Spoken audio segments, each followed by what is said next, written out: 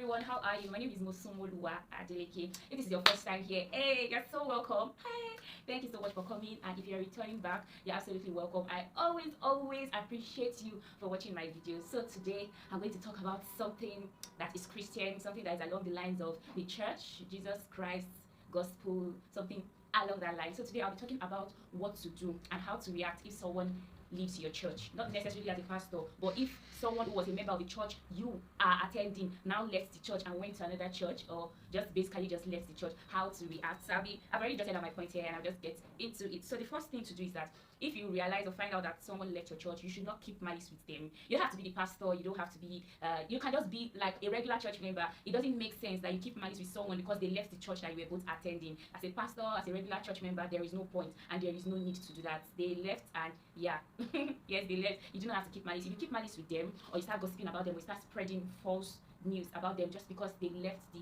same assembly that you were attending, I don't know, it's sinful to keep malice. So don't keep malice with them on behalf of God. The next point is that you should reach out to them in love.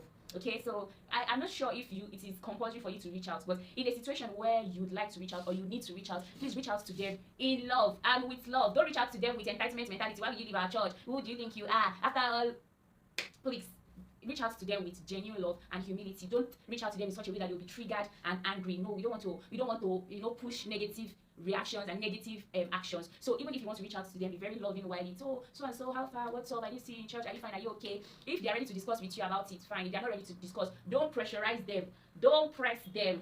Don't make it to be a do or die affair that they must have that conversation with you. Number 3, I think this is number 4, because don't pressurize them is part of it. Don't pressurize them when you're reaching out to them. Give them space. Number 4 is that I need you to realize that people don't necessarily leave or change churches because they are angry, they are hurt, or they are upset. It's not necessarily that. So don't start seeing them as the enemy. Please, there's no need. There's no need, though. It's not necessarily because someone offended them or they are angry. Sometimes just personal reasons, and they don't owe you an explanation. So if they want to leave or if they have left, you do not have to subscribe yourself or force them to explain their reasons to you. And I want you to know, don't assume that it's out of a place of bad belly or out of a place of hurt or anger or anything. No, it's not necessarily that. It is not necessarily that. People can just change churches based on personal references, and that's cool, that's chill. Like, let's not making life hard and tight for ourselves. Let's not do that.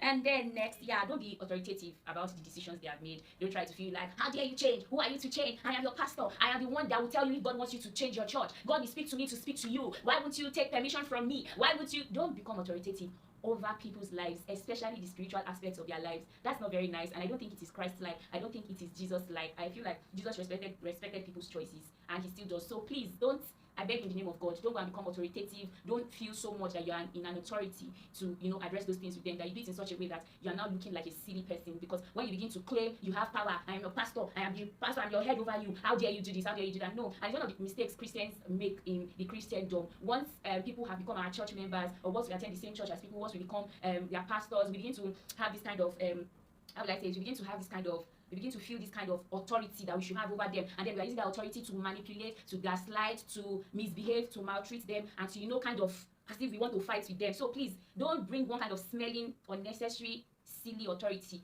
over people's lives, especially when it comes to spiritual matters. Please respect people's decisions. You see people feeling like, because we are church members, I can talk to him anyhow, I can address him anyhow. In fact, when people want to make decisions over their lives, decisions about personal decisions, so something about marriage, you see church authority putting mouth in things that in somebody's personal life, somebody's marriage, what the parents or the person cannot even do is now church authority that is calling the shots in a way that is not even nice, in a way that is making the bride, the groom to be crying on their wedding day, because not that they are being unscriptural, but because of unnecessary overzealousness, over religiousness, and over sabi abego. The next thing I have here is that it doesn't necessarily mean that they backslid because they left your church. Because they changed churches does not mean that they are now in the world, they are now sinful, they have now gone back into sin, or they are now sinners. It doesn't mean that they backslid. So I think that these are enough for now. I don't want the video to be too long, so I think these are enough. I hope this blessed you, and I hope it gives you the perspective of, I think, emotional intelligence to how to react and behave. Even if you are offended or angry that they left, calm down. Don't go use that offensive or angry thing to go and face them, as if you want to fight them, as if you want to box them. No,